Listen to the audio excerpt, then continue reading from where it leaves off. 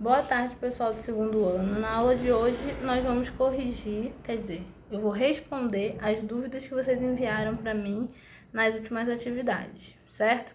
Então, as primeiras 6 dúvidas são a respeito de palavras, ok? Significado de palavras, que eu já pedi para vocês, quando tiver alguma palavra que vocês não sabem o que significa, procurar na internet, procurar no dicionário, quando vocês estiverem lendo o texto. Mas eu imagino que mesmo lendo o significado na internet ou procurando no dicionário, vocês não conseguiram entender.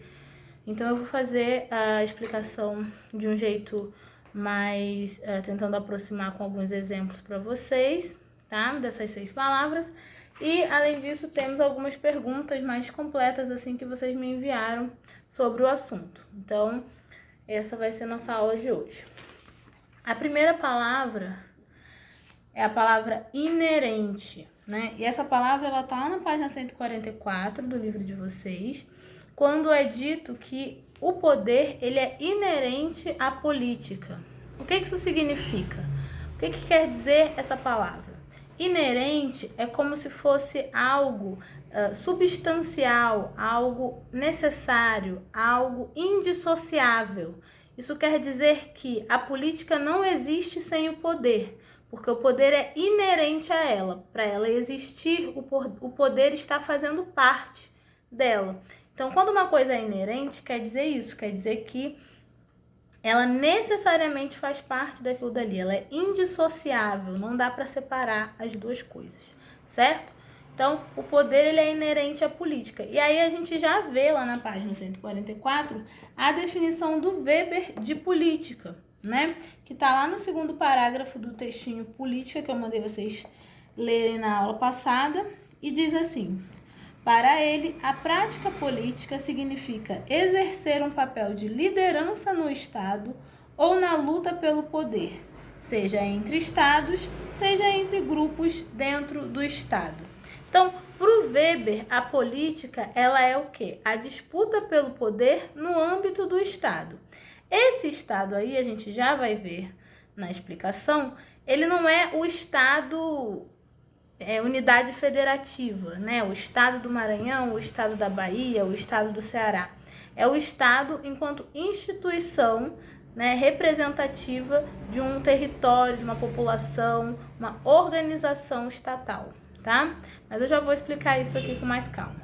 Então, palavra inerente quer dizer isso, né? Indissociável, necessariamente relacionada àquilo ali. O poder, ele está necessariamente ligado à política. A política não existe sem o poder, certo?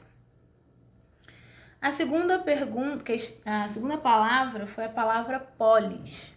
Polis é como eram chamadas as cidades-estado gregas, tá? Então, basicamente, a civilização grega, ela era dividida em unidades que eram essas cidades, né? Unidades de território onde vivia uma população, e essa população se organizava para administrar essas cidades. Então, essas eram as polis, tá? Na Grécia Antiga isso, né? Perguntaram também o que é sistematização. A palavra sistematização vem da ideia de sistema. O que é um sistema? É uma disposição de coisas de forma organizada, com algum sentido, com alguma lógica. Por exemplo, quando nós falamos em sistema educacional, a gente está falando de várias escolas, vários setores administrativos para organizar a educação. Então, um sistema educacional, ele tem regras para funcionar, ele tem uma forma de funcionamento. Então, várias escolas, cada uma funcionando do seu jeito, cada uma com um calendário, cada uma com um tipo de norteamento para a gestão, elas não formam um sistema, elas são só um aglomerado de escolas, certo? Mas se eu tenho uma rede de escolas interligadas que tem um único calendário, uma única administração, que seguem a mesma legislação de educação, que tem os mesmos fundamentos, eu já posso falar de sistema. Então, percebam, o sistema é algo organizado, né? De uma forma lógica, de uma forma funcional ou de uma forma que faça algum sentido. E aí, quando a gente fala de sistematização, estamos falando então de pegar algo que está meio bagunçado e organizar de forma funcional, certo? A próxima palavra da lista que vocês enviaram é a palavra laico. Laico ou laica, né? É um adjetivo que serve para caracterizar alguma instituição, alguma coisa, algum movimento que não tenha ligação com alguma religião, certo? Então, essa separação de determinada instituição ou determinado movimento da religiosidade. Então, quando se fala que uma coisa é laica, quer dizer que os representantes envolvidos ali, as regras que são norteadoras daquilo ali, elas não são baseadas em nenhuma religião, certo? Isso é uma coisa laica. A educação pública, hoje, ela é uma educação laica, mas ela nem sempre foi laica. Durante muito tempo, a educação ela era ligada à religião. Então, para você, muitas vezes, por exemplo, para você estudar para ser enfermeira, você tinha que estudar em escolas de freiras. Então, uma ligação aí entre a educação e a religião. Hoje, a educação pública é laica. Você não pode criar regras sobre a educação baseadas na religião, certo? A próxima palavra é a palavra Estado. E aí, basicamente, é uma boa parte do assunto da aula de hoje, né? E tem muita gente que não entendeu aí o que é esse Estado. Então, vamos lá. Existem pelo menos 3 formas de usar essa palavra. E aí, a gente vai falar aqui de uma delas, que é a que a gente está querendo trabalhar. Nós podemos usar a palavra Estado como sinônimo de situação. Então, eu posso dizer assim, que o estado de saúde do meu primo é grave. O que eu quero dizer? Que meu primo está numa situação médica em que ele está muito doente, certo? Então, essa é uma forma de usar a palavra estado. Também se usa a palavra estado no Brasil como unidade federativa, ou seja, nós temos um território nacional, né, brasileiro, e ele é dividido em 27 unidades federativas, das quais 26 são estados e 1 é o Distrito Federal.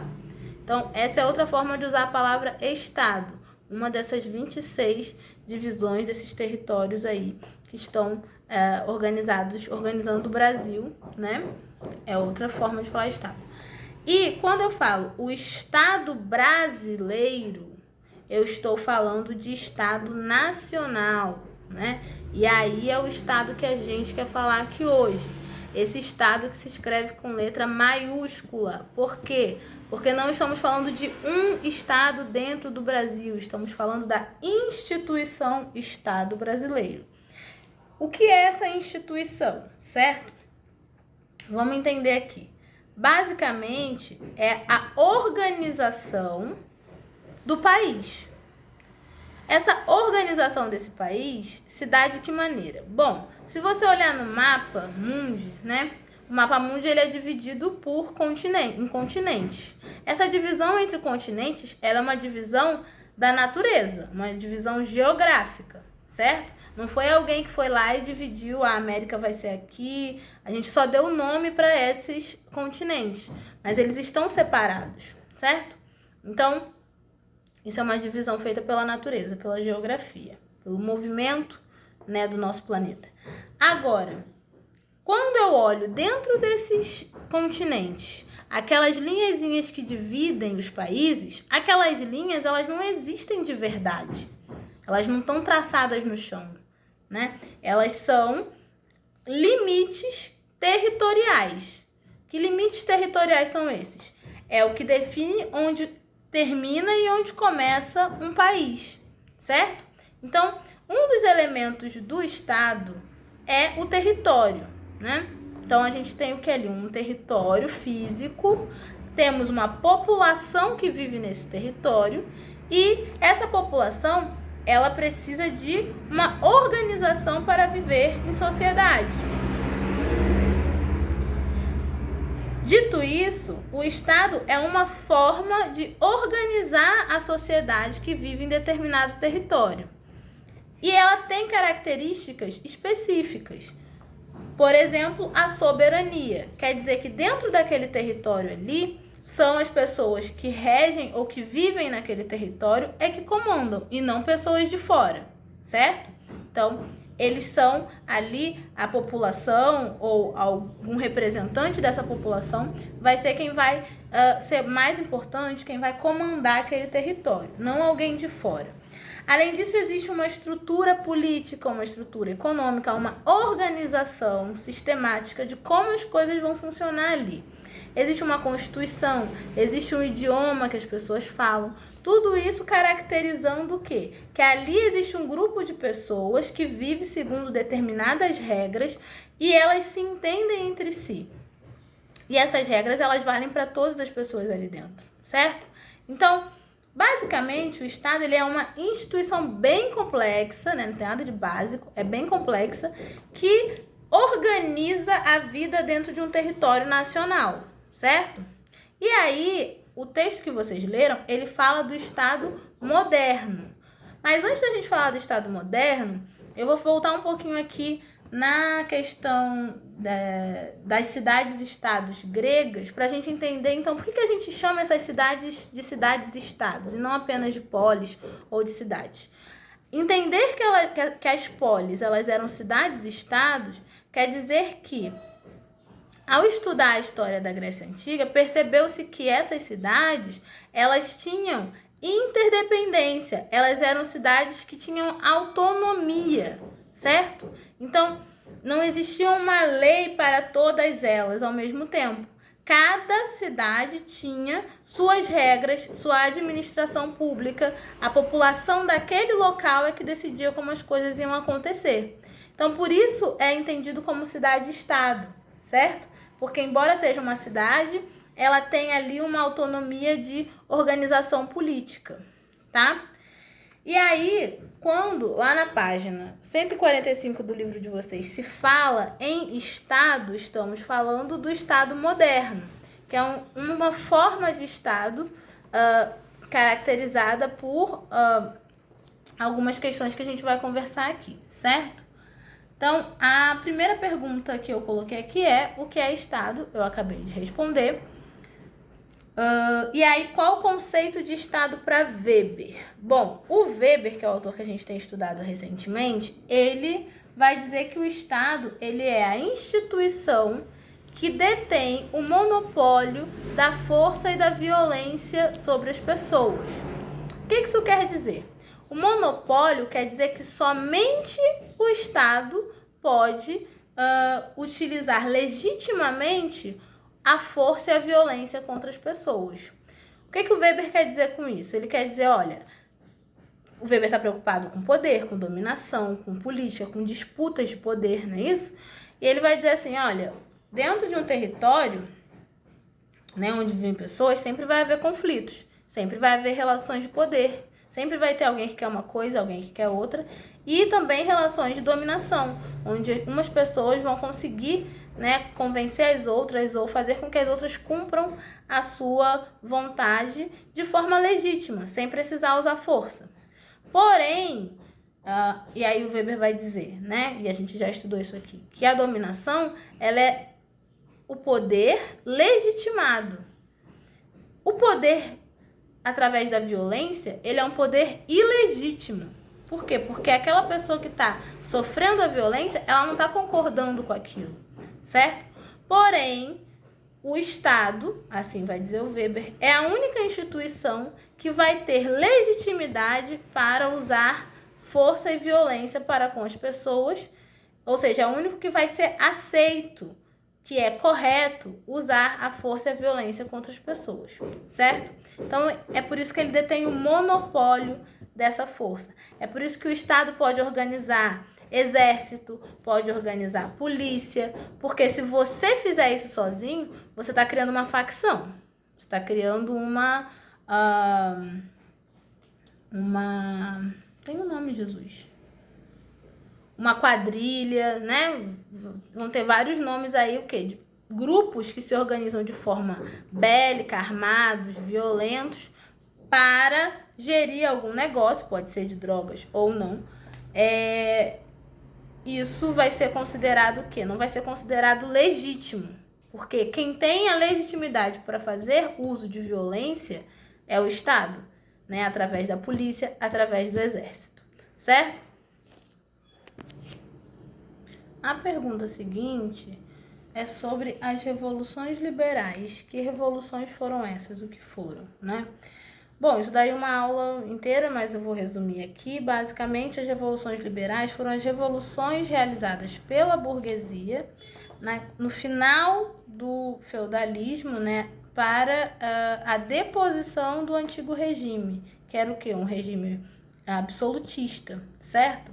Então, a gente tem ali, na transição do feudalismo para a Idade Moderna, os regimes absolutistas, que eram o quê? Regimes onde o rei ele começa a centralizar mais o poder. E aí a gente tem a configuração dos estados, certo? Porque antes disso, no feudalismo, o que existia? Existiam feudos e, embora esses feudos se concentrassem em determinados reinos e houvessem reis, os senhores feudais, eles tinham poder dentro dos seus feudos, poder total dentro dos seus feudos, né? Então, a responsabilidade deles com a realeza era pagar impostos, né, para que, em casos de situações de guerra, em casos de problemas que fugissem à capacidade do senhor feudal de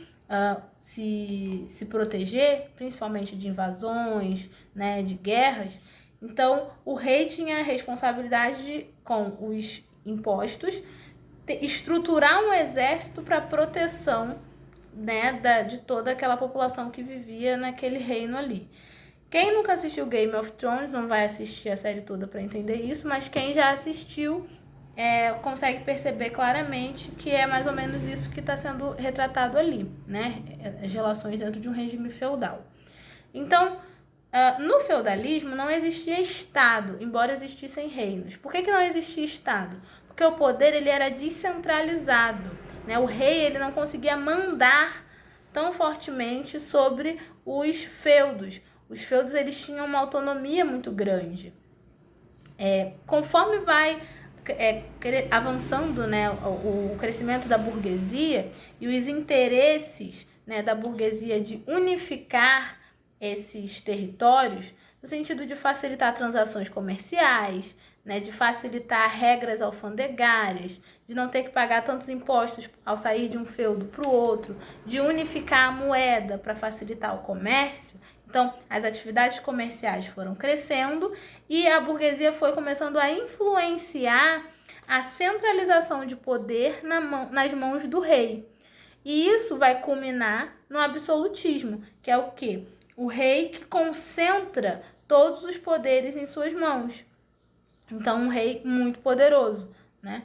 E isso começa a gerar o quê? Embora esse crescimento do Estado, né, essa criação do Estado e esse fortalecimento do monarca, ele seja muito impulsionado por atividades econômicas que são realizadas pela burguesia, existe uma regra aí de que é a nobreza que está à frente do poder. Então, a burguesia, por mais que esteja ali gerando riquezas, pagando as contas juntamente com a classe trabalhadora, ela não consegue estar à frente desse Estado, ela não consegue ser rei, não consegue ter um representante, né, desse poder econômico que ela tem. Então, é de interesse da burguesia acabar com a nobreza. E a classe trabalhadora, por sua vez, sofrendo muitas explorações, sofrendo muitas desumanidades, acaba se unindo à burguesia para causar o que são essas chamadas revoluções liberais, que é o quê? É a burguesia se unindo com a classe trabalhadora na maior parte dos casos, para acabar com o antigo regime, acabar com os regimes absolutistas. O principal exemplo, né, o primeiro e principal exemplo dessa de revolução nesse sentido é a Revolução Francesa, né? Então a gente tem aí o quê? A burguesia acabando com os privilégios da nobreza com interesses econômicos, né? Então, essas são as revoluções liberais aí que são o marco para a criação do que chamamos de Estado moderno. Então, existia ali já um desenho de concentração de poder, de organização centralizada de poder, que é o Estado, né? Uma unificação em todo o território daquelas legislações, não era mais, no feudo vale isso, no outro vale aquilo, não. Uma unificação, mas com as revoluções liberais a gente vai ter o quê? A deposição da nobreza, certo? E aí o Estado moderno se caracterizando como um Estado, né, geralmente onde se transitam os poderes, onde se divide os poderes, né, para ter um equilíbrio maior aí e não deixar tudo concentrado na mão de um monarca. E aí, logo seguindo essa questão, vem a questão em que perguntaram o que é a racionalização da gestão do poder no Estado moderno. Quando nós falamos de racionalização, estamos falando de razão. A ideia de racionalizar é colocar em termos de razão, certo? Racionais.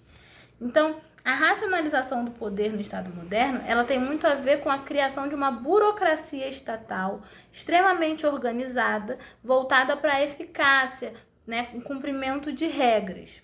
E aí, essa ideia de racionalização, ela distancia um pouco daquela personalização do poder que existia no absolutismo, que era o quê? O rei, ele era a representação do poder, o poder era concentrado nele, e de acordo com o temperamento, com a personalidade do rei, é que ia ser o governo. Então, aquele rei ia governar de acordo com suas características pessoais, entende? Era uma coisa muito mais pessoalizada. Quando se fala em racionalização, aqui já se está falando o quê? De referências mais funcionais e menos pessoalizadas, menos temperamentais, menos emocionais, digamos assim, ligadas às características de cada governante, certo? Então, o que está se falando de racionalização aí é uma burocratização, é o que? Criar toda uma estrutura organizacional de funcionamento, em que também as atitudes, as decisões, os movimentos políticos, eles são feitos de forma a visar um objetivo, né, claramente definido, e não de acordo com o que o governante está sentindo, né? Então, por mais que hoje, principalmente em tempos de eleição, né, a gente veja candidatos demonstrando suas características pessoais, querendo ser simpáticos, querendo mostrar elementos pessoais para conseguir a simpatia da população, a forma racional de pensar eleições seria o quê? Observar quais são as propostas desse candidato, quais são os recursos que ele tem, quais são os acordos, as coligações, né, com que grupos, a partir de que grupos ele está sendo apoiado nas eleições. Então, isso é racionalizar, é pensar a questão do objetivo. Qual o objetivo disso? O que está sendo feito para se alcançar esse objetivo, né? E não essa ideia de é bom, é mal, é simpático, tem carisma, não tem carisma, né? Isso já são coisas mais, já são coisas menos racionalizadas, são coisas mais, digamos assim, emocionais, né? E aí tiveram duas perguntas, uma que na verdade foi só um tópico para eu falar sobre política na Grécia Antiga. Não vou dar uma aula sobre política na Grécia Antiga, acho que o que tem no livro de vocês é suficiente, não considero isso uma pergunta na verdade, tá?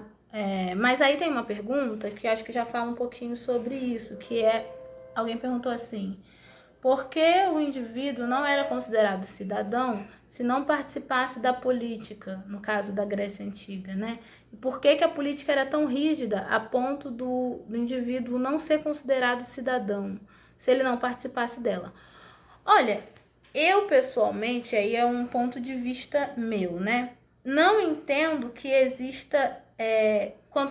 Eu entendo que quanto mais participação, menos rígida é a política, certo?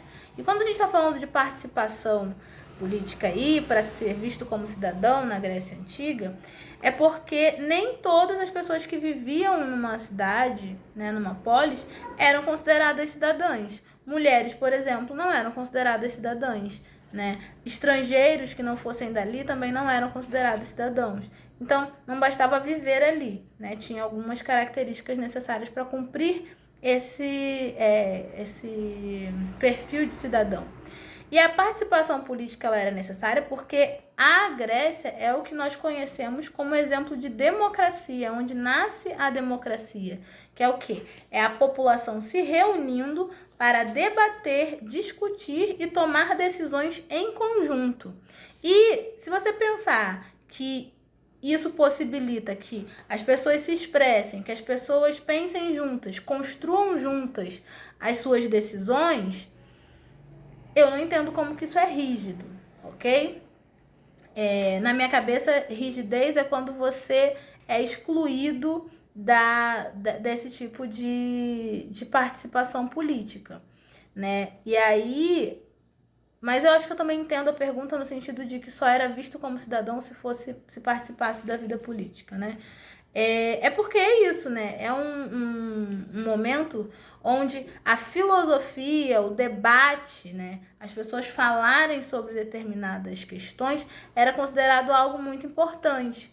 Tão importante quanto hoje a ciência é considerada importante. Então, debater, o exercício do pensamento, pensar, expressar seus pensamentos, era algo considerado muito importante. Assim como a gente considera hoje a investigação científica. Então, isso era algo que era indispensável, né? Então, é mais ou menos por aí que funcionava a lógica de política na Grécia Antiga. Lembrando que não era todo mundo que morava lá que podia participar, né? Muitas pessoas acabavam sendo excluídas disso daí. Bom, deixa eu ver aqui a outra pergunta. E aí alguém perguntou se a participação política é obrigatória e quais seriam as consequências, eu imagino, de não participar, né?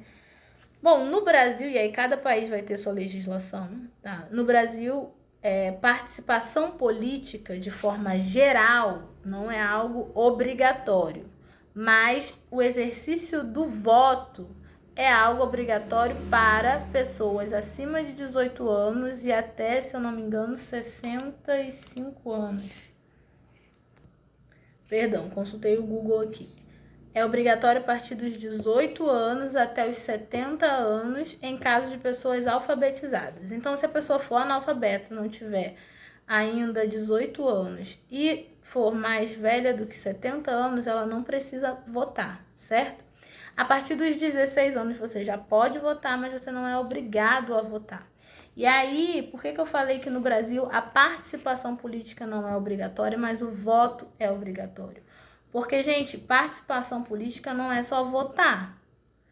Participação política tem a ver com posicionar-se em situações, né, de disputa política. E disputa política pode acontecer no âmbito, né, da administração estatal, de governos, mas pode acontecer dentro da escola, pode acontecer dentro do sistema educacional, pode acontecer dentro do bairro onde você mora, pode acontecer na cidade em que você está, sem necessariamente ser apenas uma questão de se posicionar através do voto. O voto é uma forma de participação política, não é a única forma de participação política, certo?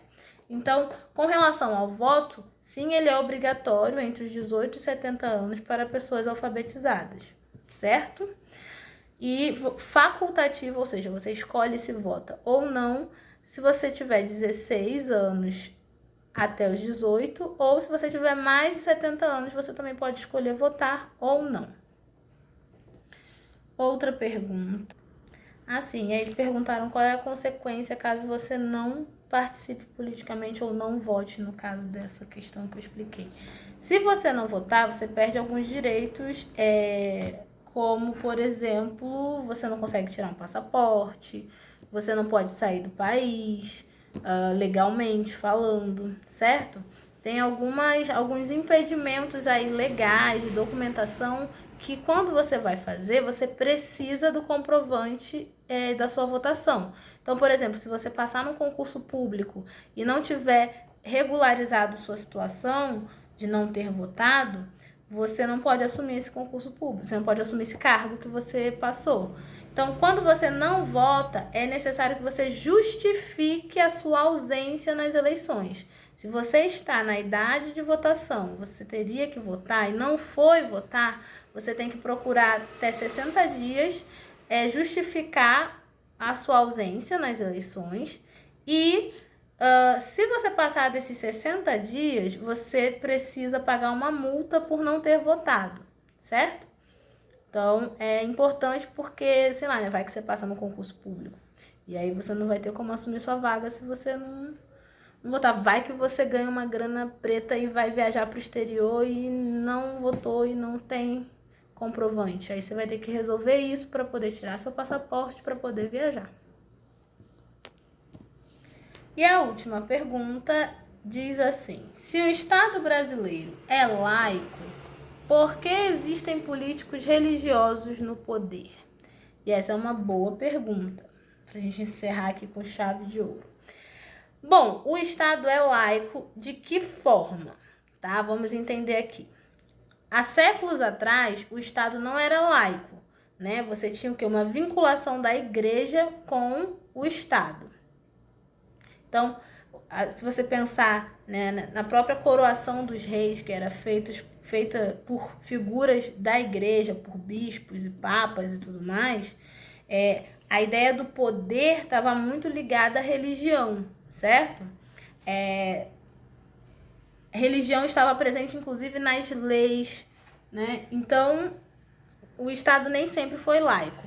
Porém, atualmente, né, há séculos que o Estado é laico. E aí, meu povo, isso quer dizer que não pode haver uma mistura entre decisões estatais e preceitos religiosos.